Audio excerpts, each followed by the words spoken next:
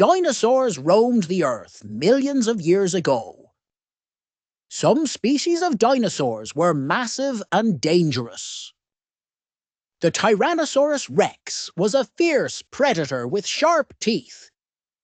The gigantic Spinosaurus had a sail-like structure on its back. Insects like the Meganeuropsis had wingspans over 2 feet. Saber-toothed cats were large felines with elongated canine teeth.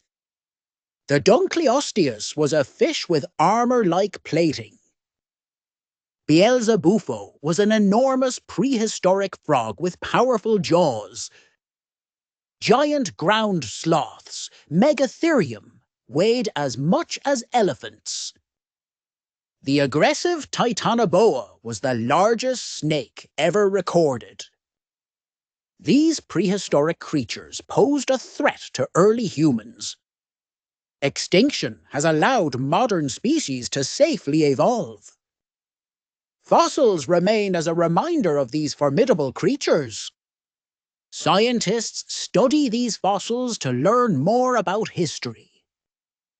Today, these animals inspire awe and relief they are extinct.